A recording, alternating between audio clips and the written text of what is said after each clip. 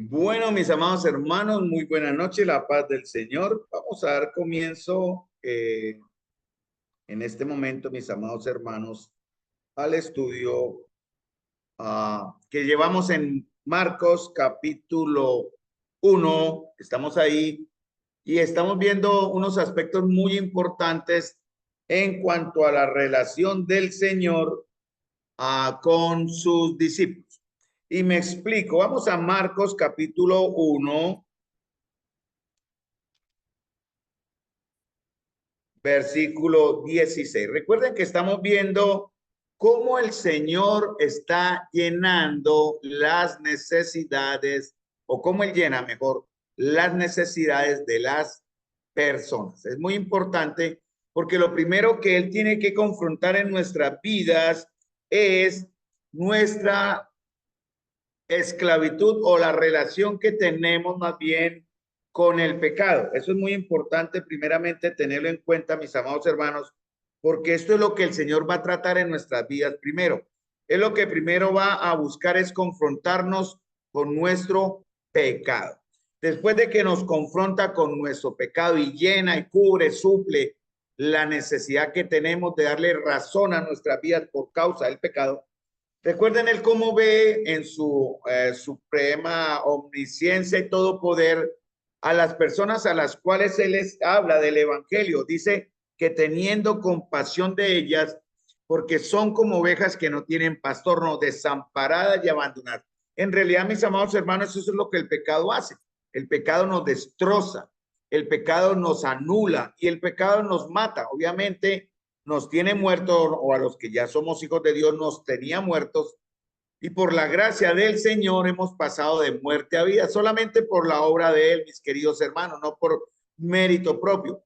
Entonces, después de haber confrontado esa situación del pecado y darnos la solución, recuerden lo que enseñaba en Marcos capítulo 1, versículo 15, el tiempo de Dios se ha cumplido y el reino de los cielos se ha acercado, arrepentidos y creen en el evangelio. A continuación, después de que hemos creído en el evangelio, y aquí es donde va a haber una situación para todos muy particular, hermanos, porque seguramente muchos de nosotros, después de años de estar en el evangelio, tristemente tenemos que reconocer, enfrentándonos a estas verdades de Marcos, que voy a tratar de explicarlas en la gracia de Dios muy claramente, porque a mí me están en realidad afectando, es qué tan discípulo soy del Señor, porque eso tiene unas connotaciones. Después de que el Señor salva a las personas, les da una identidad, ¿no? Y vamos a ver algunas características en Marcos 1, 16 al 20, pero la historia más completa está en Lucas capítulo 5. Es la misma historia que está en Marcos 4, en Marcos 1, 16, en Mateo 4, 18, pero en Lucas 5, 1 al 11, él nos va a dar otras características, otros detalles del llamado que le hizo a 4 de sus primeros discípulos. Recordemos su nombre, Jacobo y su hermano Pedro, ¿verdad? Y también Juan y, perdón, yo dije Jacobo, Andrés y Pedro, los dos primeros hermanos, y Juan y Jacobo, los otros dos pescadores, ¿no? 4 personas a las cuales él llama con la intención. Ese es el segundo tema que estamos viendo, hermanos amados, cómo Jesús llena las necesidades de las personas, dándoles una identidad y propósito.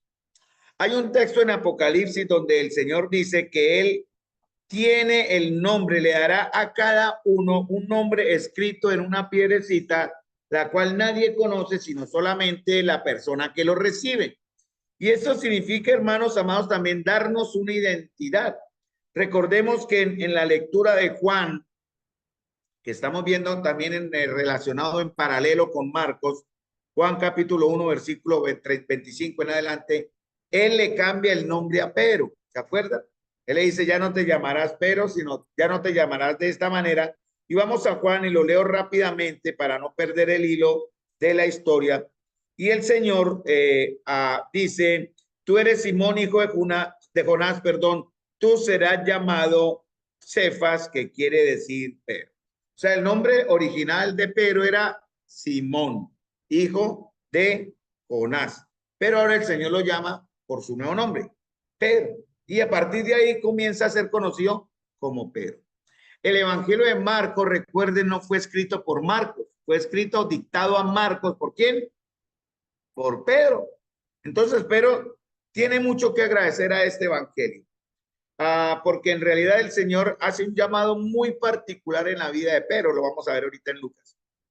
Y vemos la historia, no vamos a leer rápidamente lo que vemos en el contexto, espero ustedes me estén siguiendo en la historia en Marcos capítulo 1, 16 al 20, leyéndola, después de haberlo leído en oración, meditándola, después de haberla meditado, volver a orar y volver a leer. Y pasar también al texto de Lucas capítulo 5, versículo 1 a 11, el mismo proceso. Entonces, andando junto al mar de Galilea, ya vimos que el Señor, ¿qué estaba haciendo el Señor junto al mar de Galilea? Si vamos a Lucas, Lucas nos dice que él estaba haciendo algo muy importante, que es enseñando la palabra. Y él, aparte de que estaba enseñando la palabra, él estaba mirando a quienes le estaban prestando atención. Entre ellos, aunque ellos no, tal vez seguramente no lo miraron directamente, no pudieron dejar de oír la voz de aquel que estaba predicando cerca de ellos, que era Jesús. Y estoy hablando de Pedro, de Andrés, de Jacobo y de Juan, que habían regresado de una faena de pesca, habían descendido de sus barcas y estaban lavando las redes para, obviamente, volver a insistir en la pesca tal vez al siguiente día. Porque ¿cómo les había ido en esa jornada de pesca? Horriblemente mal. ¿Cómo sería para ellos el estado de ánimo? ¿Cierto? Y realmente el pescar para ellos era un sustento. Llegar sin el sustento a la casa es tremendo, ¿no? Tal vez vamos a focalizarnos solo en ese día, pero sé que tuvieron otros días para confiar en la misericordia de Dios, ¿no? Pero ese día en especial, donde ellos regresan de una desastrosamente un fracaso en la pesca, el Señor hace un llamado muy especial. Y fíjense lo que pasa en Marcos, también en Lucas, donde vamos a ir ahora. Cuando Él les hace el llamado, ¿ellos qué hacen? Ellos, dejándolo todo, le siguieron. Miren lo que dice Marcos, capítulo 1, versículo 16. Aunque yo lo tengo en la Reina Valera, tengo unas frases que están en la versión Biblia latinoamericana, que incluye unas palabras más que están de acuerdo al texto griego. Y dice que, perdón, y andando junto al mar de Galilea, vio a Simón y Andrés, su hermano, que echaban la red en el mar porque eran pescadores. Y les dijo Jesús, venid en pos de mí y haré que seáis pescadores de hombres. Versículo 18. Y dejando luego sus redes, le siguieron. En Lucas dice que dejándolo todo, dejando todo, en otra versión dice al instante, dejando sus redes, le siguieron. ¿Cuántos de nosotros nos atreveríamos, viendo que él regresa de una noche de fracaso en su trabajo, sabiendo que al otro día seguramente voy a madrugar nuevamente e intentarlo, pero viene un maestro al cual ellos un año antes ya habían oído? Recuerden que Juan el Bautista presenta a Jesús a dos de sus discípulos. Uno era Andrés y el otro, que ya vimos el jueves anterior, posiblemente por la historia y los detalles que se narran en Juan, era el mismo apóstol Juan, o sea, el otro discípulo al cual él vuelve a llamar aquí en Marcos. Un año antes, un año después él se los vuelve a encontrar. Entonces la voz de Jesús no era desconocida para Pedro, pero imaginan ustedes cómo estaría preparado el corazón de estos varones, porque el Señor apenas les dio o les hizo la invitación, ellos no lo pensaron, nosotros lo pensaríamos. Eso me ha hecho a mí pensar también. Yo llevo muchos años en el Evangelio por la gracia de Dios, pero me he dado cuenta que me falta mucho para ser un discípulo.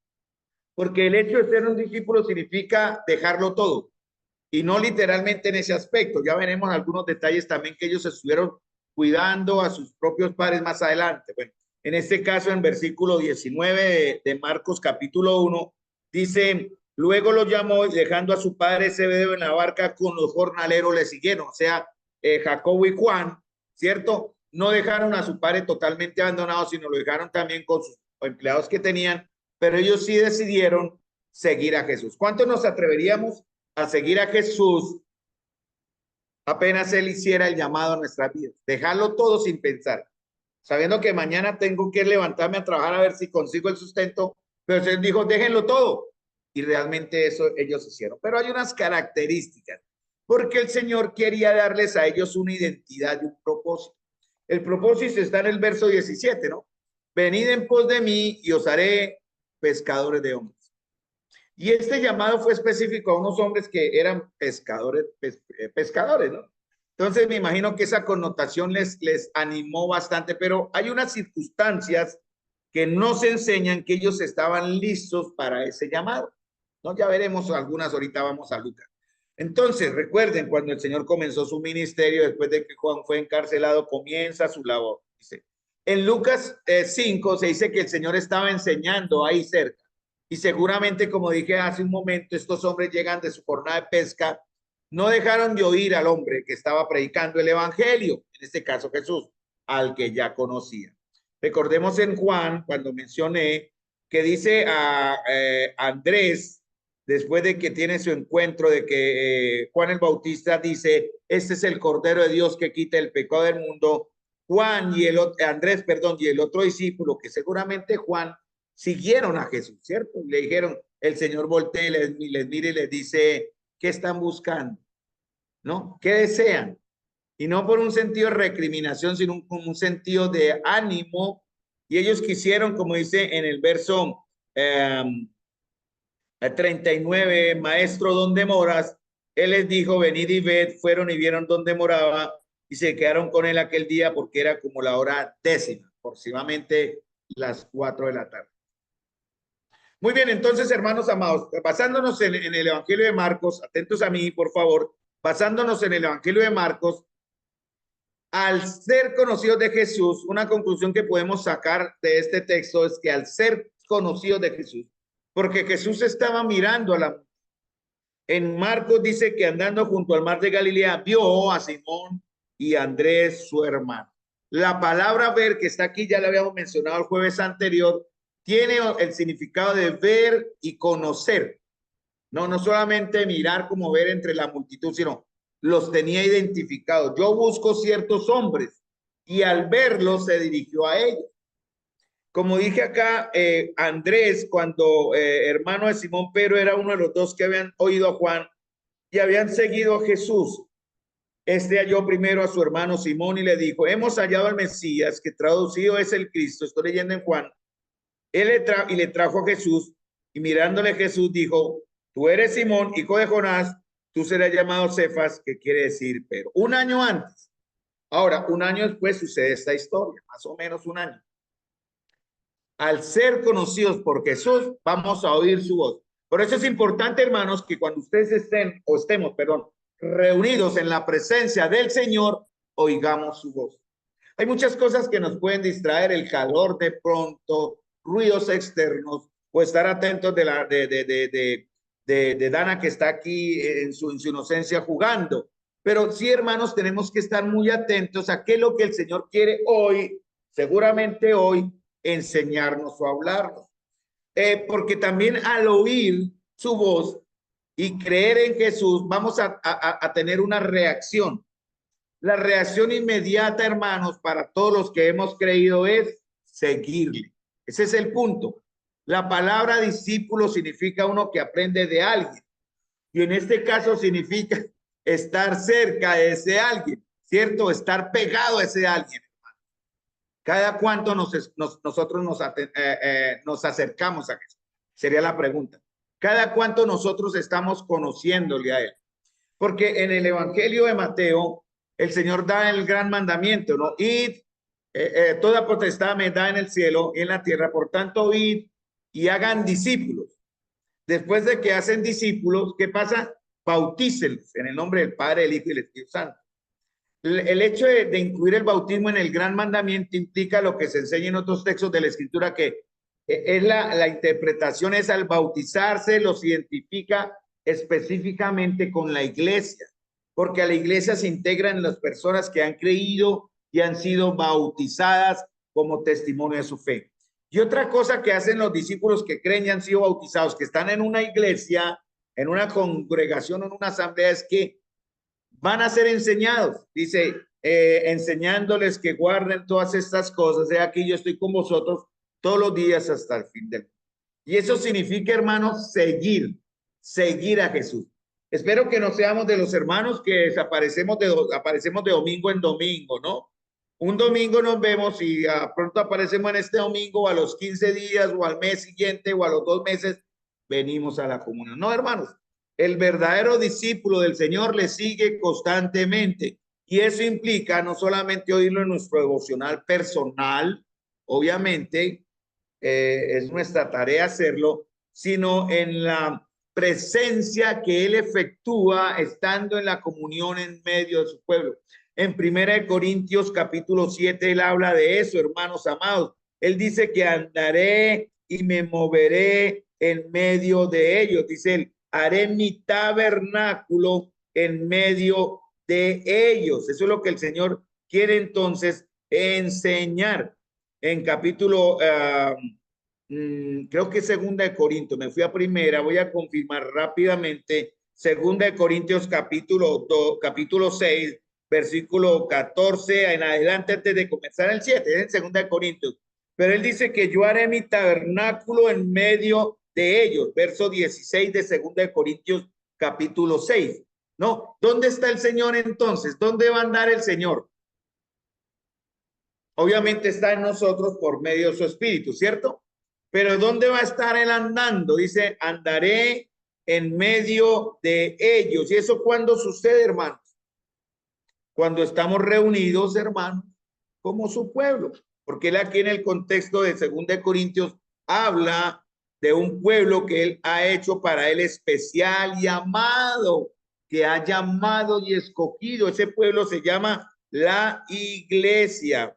Y eso está en 2 Corintios capítulo 6, versículo 14 hasta el 18. Sí, hablando en ese contexto y decía. Entonces, hermanos, al ser conocidos por Jesús, vamos a oír su voz.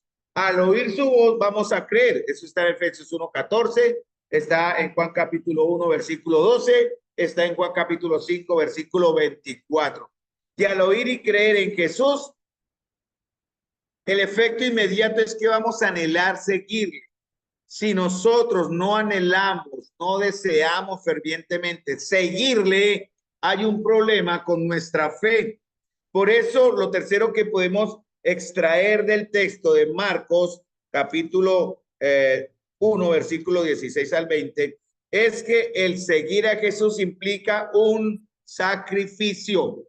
Vamos a verlo también en Marcos, capítulo 10, e implica una entrega absoluta.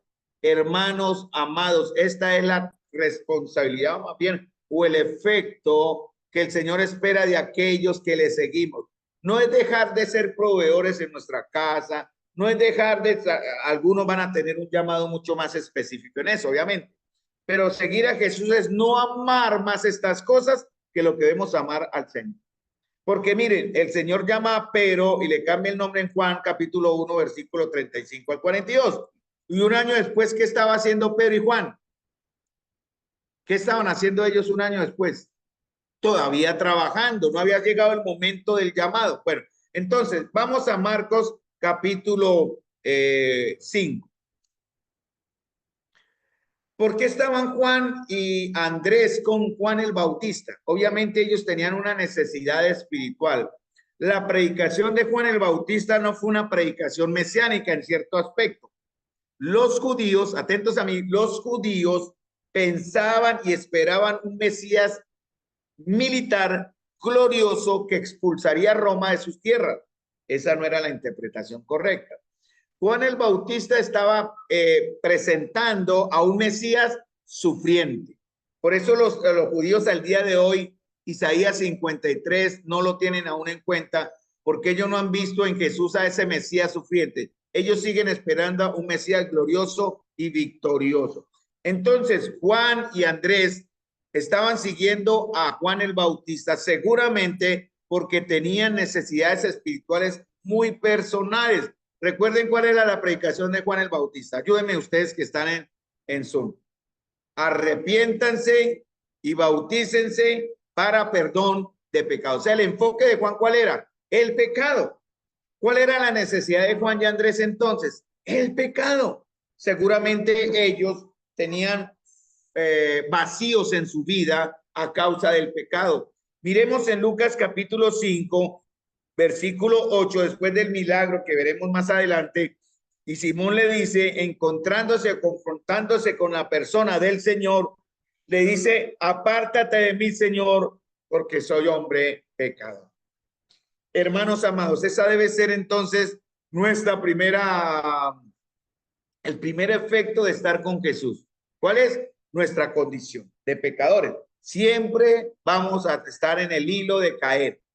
¿No? Ahorita hablando con Francisco, escuchamos la noticia de un hermano, bueno, que pensábamos que estaba firme en el Señor y nos vamos enterando ahorita que no estaba tan firme en el Señor. Un supuesto hermano, vamos a pensar que sí lo era, no faltaba.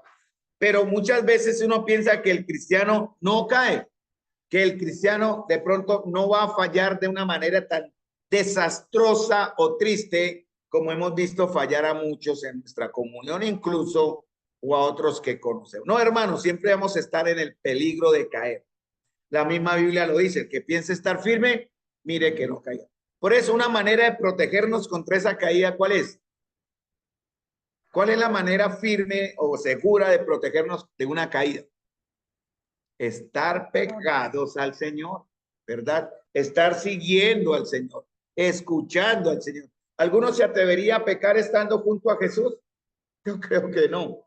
¿Cómo fue que pecó Judas? No, Judas no pecó estando cerca. ¿Cuándo fue que pecó él? Cuando no estaba Jesús, fue al templo y entregó la plata y anunció al Señor, ¿cierto? Y se comprometió con ellos de volver a entregarle, porque estando con Jesús es imposible, hermanos. Él sí permitió que el pecado entrase, y ahí fue donde fue su caída, ¿no? Dice que Satanás entró en Judas, ¿no? Pero porque Judas permitió eso. Judas, ahorita veremos también cuando lleguemos a ese segundo punto en un mes o 2 meses, yo creo que nos vamos a demorar hasta ahí, cuando empecemos a hablar de las necesidades de Jesús. Sí, ¿qué hizo Jesús? ¿Por qué escogió 12? ¿Creen ustedes que Jesús escogió específicamente a Judas sabiendo de antemano que él se condenaría, pero el propósito previo del Señor no fue ese? Fue darle a Judas la oportunidad del arrepentimiento y de que le conociese para que Judas tomase la decisión correcta. Obviamente no la tomó, porque en el Salmo 69 creo que es el que habla. Hay un salmo que habla de toda la vida de Judas. Es increíble cómo el Señor lo profetizó. Pero el Señor ya sabía de antemano que Judas le negaría, pero le dio la oportunidad. Por eso yo creo en la absoluta soberanía y todo conocimiento del Señor. Él sabe que ustedes y nosotros, yo en este caso, con ustedes hermanos, íbamos a oír su voz y conocerle. Nosotros no. Alguien nos presenta el evangelio, lo creemos, lo seguimos y en base al evangelio, obviamente, que es Jesús, seguimos a Jesús. Y al seguir a Jesús, hermanos, damos como cumplida, perdóneme el ejemplo, esa predeterminación de Dios que él de antemano sabe que el hermano Héctor en tal fecha o la hermana Silvia en tal fecha irían a oír el evangelio y reaccionarían favorablemente al evangelio. Por eso Dios, en su soberana justicia y absoluto poder, él los escoge. No los escogió para salvarse usted y perderse usted. Él los escoge o nos escoge en base a que él ya sabe que iríamos a decir que sí. Gloria al Señor por eso, hermano. Y él sabía lo que estos hombres iban a decir o hacer antes de que él les hiciese la invitación. ¿Pero por qué? Porque él iba a llenar primero su necesidad. Hermanos, cuando uno llena su necesidad personal y tiene identidad y propósito, uno hace por aquel que le da esas cosas lo que sea. Por eso vemos grandes líderes que son seguidos por, digamos, muchedumbres o muchos siguen a grandes hombres porque quieren imitar su ejemplo, porque quieren copiar sus enseñanzas, porque quieren o saben o han recibido de parte de las enseñanzas de esos líderes, ya sean religiosos o políticos, humanamente hablando, algo que les dio sentido a sus vidas, ¿cierto? Conocemos ejemplos en la vida diaria de personas que siguen a otros porque ellos llenan y les dan esencia a sus necesidades. Una de las trampas del enemigo es precisamente eso, darle a las personas una supuesta seguridad de que la persona, en este caso el mal líder o el falso líder, llenará sus necesidades. ¿Está usted enfermo? el Señor le va a sanar. Y empiezan con esa trama, ¿verdad? Y ese enredo psicológico para darle a las personas, por eso el Señor advierte en Timoteo 6, que algunos teniendo comezón de oír, se van a amontonar muchos maestros conforme a sus deseos. Y en base a eso ellos harán oír lo que quieren. Entonces, en Juan, dice en Juan 1:37, antes de ir a Lucas, los dos discípulos le oyeron hablar y siguieron a Jesús. En este caso era Juan, perdón, Andrés, y ya tenemos identificado al siguiente que era Juan, lo más seguro. Entonces, hermanos, ya lo mencionamos que el acto, el hecho de seguir a Jesús no significa que se hubieran convertido en sus discípulos al instante, ¿no? Más bien implica, en este caso, en la historia de Juan, que ellos fueron tras él para examinarlo más de cerca, motivados por el testimonio de Juan el Bautista. Un año más adelante, año y medio más adelante, ellos se vuelven a encontrar con Jesús, pero sus corazones ya estaban listos para seguirle. En esta primera historia de Juan, el hermano, Andrés va a su hermano Pedro y le dice, hemos encontrado al Mesías, y lo lleva y le presenta al Señor. Un año más adelante, Pedro lo escucha allá en Galilea, en la orilla del lago, en esta historia. En Marcos dice, capítulo 5, versículo 1. Aconteció que estando Jesús junto al lago en Genezaret, el gentío se agolpaba sobre él para oír la palabra de Dios. Eso no lo dice Mateo, ni Marcos. Pero el Señor estaba haciendo dos cosas, ¿no? Uno era enseñando la palabra y dos, buscando a quienes le seguían. Yo me imagino que nosotros, yo como maestro y que tengo el privilegio de enseñar, me gustaría, sé que no lo voy a hacer porque no soy Dios, tener ese don de saber quiénes están reaccionando a la predicación de mi enseñanza. Porque la enseñanza del que enseña, valga la redundancia, tiene que estar basado muy seguro en la palabra de Dios. Porque resulta que el que está enseñando ahí en el púlpito habla en el nombre de Dios. Por eso cada vez que enseñamos no es decir lo que yo pienso, no es dejar que mi mente vuele a hablar una serie de situaciones o ejemplos o aplicaciones de pronto muy humanas. No, Dios ha dicho y uno cita la palabra. En el caso de Jesús fue diferente, porque dice Juan capítulo 1 que en el principio del verbo, el verbo era con Dios y el verbo era Dios. Verbo era, él es la palabra directamente. Él no necesitaba decir, les estoy hablando la palabra de Dios. Él estaba diciendo, yo soy la palabra. Por eso los que le oían decían, qué autoridad la que tiene este varón. Y se admiraban de su doctrina y creían en él. Por eso, hermanos, quienes enseñamos y a veces fallamos mucho en esto. Yo lo digo con vergüenza y sin querer queriendo también he preguntado inocentemente, no con el deseo de como malintencionado, preguntas que me han hecho entender que muchos de los que también han enseñado acá no han, en algún momento, no siempre, dulcificado en la predicación con la oración. ¿Sí me entienden? Porque uno habla y uno escucha, ay, pasó esto. Pasó. No, hermano, la palabra no se reúne uno a medianoche. A veces hay situaciones que obligan unas horas antes de predicar la palabra a prepararla, ¿verdad? Tenemos que condimentarla, valga el ejemplo, con mucha oración. Hermanos, y esta es una tarea para ustedes, los que están aquí en Zoom y los que están aquí presentes.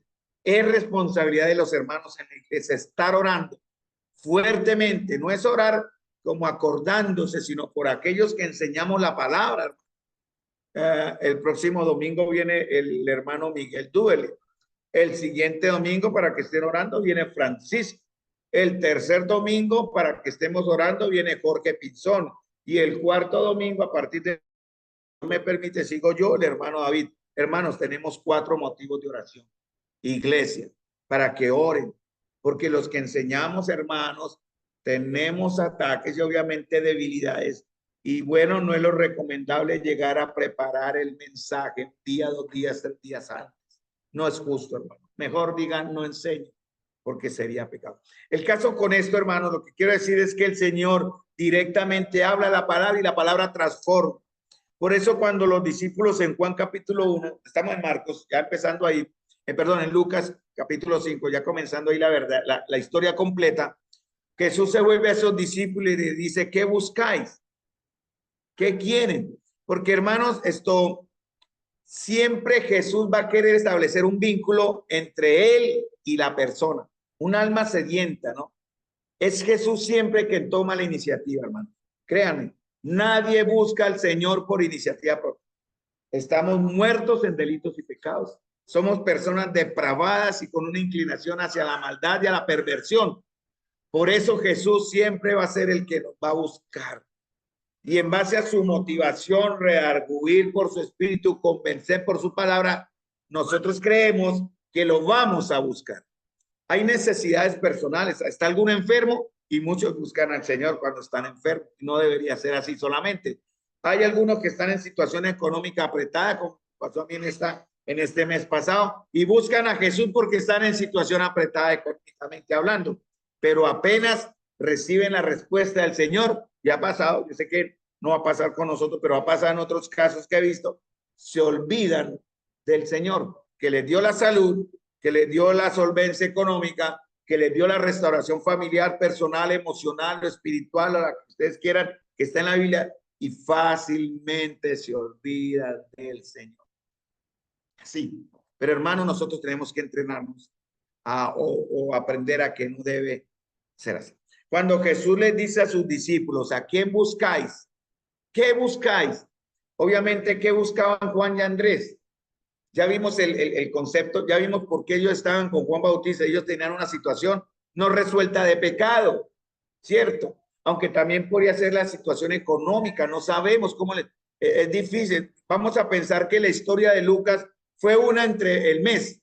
No creo, tal vez sí, tal vez no, no sabemos cómo estaría la pesca en tiempos ahí cuando Pedro estaba pescando, porque no era el único. Jesús cuando estaba enseñando en la orilla había cientos de pescadores.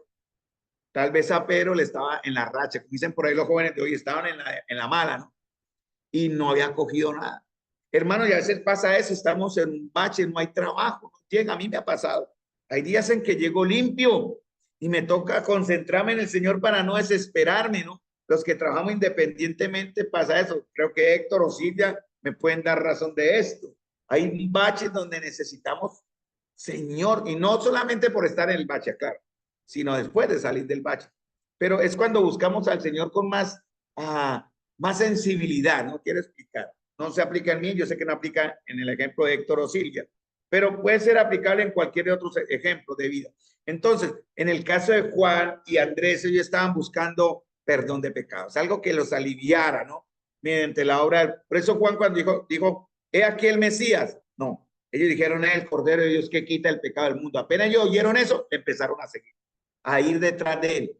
Por eso el Señor se busca y les dice, ¿qué buscan? ¿Qué desean? Aquí estoy, ¿no? Él estaba ahí para darle lo que necesita. Imaginen cómo sería la pregunta del Señor. El Señor tenía una voz fuerte, como buen Galileo, no era voz de gallina, así, como que, no, voz fuerte, porque tenía que predicarle a muchos, grandes multitudes. Aquí tenemos la ventaja del micrófono, del buen parlante, pero no. Él le pide más adelante en Lucas, también leído en Lucas, que vio dos barcas, ¿cierto? Mire, barca se repite mucho en esta historia, por algo tiene que una enseñanza de la barca, ya la veremos más adelante. Pero el Señor a veces pide que nosotros le entreguemos lo que es nuestra herramienta de trabajo. Es como una enseñanza. ¿Qué pide el Señor? Mire, yo este mes dije, y estoy aprendiendo después de 40 años esta gran verdad, hermano. Nada es mío. Yo creí que era dueño de ese carro. Legalmente y ante la ley tengo unos documentos que dicen que ese taxi es de Carlos. Ese taxi no es mío, es del Señor. El trabajo, la vida, la salud, la familia, el hogar, la estabilidad y la parte laboral que tenemos, no lo tenemos para nosotros, es del Señor. Nosotros solo se lo administramos. Por eso, hermanos, el Señor cuando ve a oír la palabra de Dios y vio en Marcos, dice que vio a Juan, a Jacobo, a Juan y a Andrés que pescaban, y después fue a Jacobo y a Juan más adelante. Y él dice, vio dos barcas en Lucas. El Señor nos va a pedir que entreguemos lo que tenemos. Nuestra base. ¿Cuál será nuestra base? nuestro trabajo, ¿cierto? Estar dispuestos. ¿Qué estamos dispuestos a hacer con nuestro trabajo para el Señor? ¿Qué tan dispuestos? Es como la idea a la cual quiero llegar. ¿Qué tan dispuesto estoy yo no a dejar de trabajar? Porque es un término, no es un principio bíblico, pero sí decir, Señor, no dependo de ese vehículo para mi cuidado. El sustento viene de usted, Señor. Esa es como la idea entonces. Entonces, hermanos, el Señor vuelve y les pregunta con mucho amor, y tal vez él dice que, dice en Marco, en Lucas, perdón, él vio dos barcas que estaban cerca de la orilla y los pescadores, habiendo descendido de ella, lavaban sus redes. Y entrando en una de aquellas barcas, ¿qué pasaría si usted estando en un semáforo, una persona se le sube al carro? Bueno, un taxista es llevadero. Claudia está en el semáforo y se le va subiendo al carro a alguien. ¿Qué hace Claudia? Se asusta, uno, dos, o no se asusta, ¿qué puede hacer? ¿Ah? ¿Qué puede hacer? No, no se asustó, pero le da unos rayos, oiga, ¿usted qué le pasa? Respete. O Claudia, como dice, se baja, ¿no? ¿Qué puede hacer Claudia? O se enoja o se asusta, ¿verdad? Y en el caso de esos pescadores, seguramente Jesús muy amorosamente le dice a Pedro, que ya lo conocía, le ha cambiado el nombre, ¿puede entrar a su barca? Porque es lo que dice, la cual era de Simón, le rogó que le apartase de tierra un poco. Pero fíjense que él ya había entrado en la barca, ¿no? Primero pide permiso, ¿me permite? Pero le dice, siga. Yo imagino que fue la charla así, siga. Jesús sube y después le dice, por favor, apárteme un poquito de la orilla. Esa fue la historia que estamos aquí en Lucas capítulo 5, versículo 1, y estoy hablando del versículo 3, ¿no? Le rogó que se apartase de tierra un poco. Entonces, hermanos, él nos va a preguntar qué tan apegados estamos a las cosas, porque él quiere sondear, ver qué clase de motivación tenemos para seguirle. Por eso el Señor dice en Deuteronomio que él tentó, o él probó, perdón, al pueblo de Israel en el desierto 40 años. ¿Se acuerdan? ¿Qué es lo que dice en Deuteronomio? ¿Para qué? Para probar lo que había en el corazón. Hermanos, muchas veces el Señor una y otra vez va a probar lo que hay en nuestro corazón. Ese es el concepto del día de hoy. ¿Qué hay en su corazón, mi amado hermano? ¿Qué hay en mi corazón que me va a impedir que fácilmente yo un domingo no venga a la comunión por estar haciendo cosas que no son malas per se, de por sí, pero no están buscando el Señor? No estamos cerca del Señor. Mi familia sabe, hemos tenido oportunidades de salir un domingo. Ellos son testigos. Siempre he dicho, los domingos no. Salimos después, obviamente, pero en el tiempo en el que estamos concentrados en la comunión del Señor, no hay salida. Ese fue un principio de familia nuestra, ¿no? A veces algunos pueden en el Señor tener la paz de hacerlo, ¿no? De salir de pronto en tiempo de que hay reunión un domingo de cena y están en otra actividad. Cada cual en su decisión. Dios dará la paz. Quiero aclarar eso. Pero en mi concepto, en mi principio personal, no. Cada vez que vamos a un sitio, cae un domingo ya pasado, hemos tratado de buscar, pues casi siempre hemos, las veces que lo hemos hecho, solo una vez fallamos, ya me acordé cuál, de no ir a un sitio donde se reúna la palabra, donde se abra la palabra, ¿cierto? En una iglesia. Sobre todo cuando hemos ido a Tunga, ha pasado esto. Siempre buscando la comunión con el pueblo de Dios. Y no importa la cantidad de preparación que tengamos, hermanos, llega el momento para cada uno de nosotros cuando Jesús nos va a hablar de manera personal. Y va a ser el momento en que vamos a tener que decidir si le vamos a seguir o no. Tres cositas y las tratamos más profundamente el próximo jueves para terminar. Primero, en Marcos y en Lucas debemos entender y fijarnos en lo que estos hombres eran. ¿Qué eran ellos? Pescadores, ¿cierto? Pescadores. ¿Y eso qué significaba? Lo vamos a ver el próximo. También debemos fijarnos, segundo punto, en el bosquejo de Marcos y de Lucas, debemos fijarnos en lo que estaban haciendo cuando los llamó Jesús. ¿Qué estaban haciendo ellos? Pescando. En el caso nosotros nos puede llamar, estando aquí o en el trabajo, vamos a sentir ese llamado, ¿no? Y tercer punto que vamos a ver el próximo jueves también, debemos fijarnos en cómo los llamó Jesús, porque hay una manera en que él llama. Obviamente, y lo vamos a comparar con textos en Marcos capítulo 10, hay otros donde hubo un hombre que le dijo, Señor, te seguiré, pero deja primero que vaya y entierre a mi padre. Y el Señor dijo, y ahí vamos a sacar el principio de cómo nos llama Jesús, ¿no? Llenando la necesidad, porque esto se profundiza, hermano. Estamos estudiando Marcos capítulo 6, 45 al 52, pero el primer bosquejo, el primer punto es necesidades de las personas. Dios implica profundizar en este tema de ser discípulos. Aquí nos demoramos, pero es palabra de Dios. ¿Cómo nos va el Señor? Ninguno que poniendo su mano en el arado mira hacia atrás es digno del reino de Dios, dice el Señor. Hermanos, eso es un llamado para nosotros. Entonces, 3 puntos: lo que estos hombres eran; segundo, lo que estaban haciendo cuando el Señor los llamó; tercero, cómo los llamó el Señor. Y vamos a compararlo con un texto en 1 Samuel capítulo 22, versículo 1 y 2. Porque este texto en los comentarios que compartí, porque estudiando Marcos me mandó en una relación, en un versículo relacionado a este texto, tiene que ver con David en la cueva de Adulam y cómo él se unió a él una cierta clase de personas. Y este texto de 1 Samuel capítulo 22 tiene que ver con el cumplimiento de la profecía que está en exactamente Lucas capítulo 4, versículo 18. Un momentico, un capítulo antes de comenzar en Lucas, la llamada de Juan y Pedro, ¿verdad? Entonces el Señor hace algo en Lucas capítulo 4, versículo 18 en adelante. El Espíritu del Señor está sobre mí, por cuanto me ha ungido para dar buenas nuevas a los pobres, me ha enviado a sanar a los, miren las características, Pedro y Juan, Jacobo y Andrés. Pedro y Andrés, su hermano, Jacobo y Juan cumplían esto. Mire, me ha enviado a sanar a los quebrantados de corazón. Me ha enviado a pregonar libertad a los cautivos, vista a los ciegos, poner en libertad a los oprimidos y a predicar el año agradable del Señor. Entonces, vamos a quedar acá, mis amados hermanos, y el próximo jueves vamos a ver algunos de estos punticos así para entender. No es alejarnos del tema central, pero tiene que ver con el tema de cómo el Señor llama o llena, perdón, a sus discípulos. En este caso, perdón, ese sería el tercer punto, a las personas en general. Solo voy a tomar algunos ejemplos. En este caso, el primero, el arrepentimiento; el segundo, el llamado de Juan, de los primeros discípulos de él, y unos dos o más que tienen que ver con las multitudes. Porque en Marcos capítulo 6, versículo 45, la historia se retoma cuando el Señor despide a la multitud.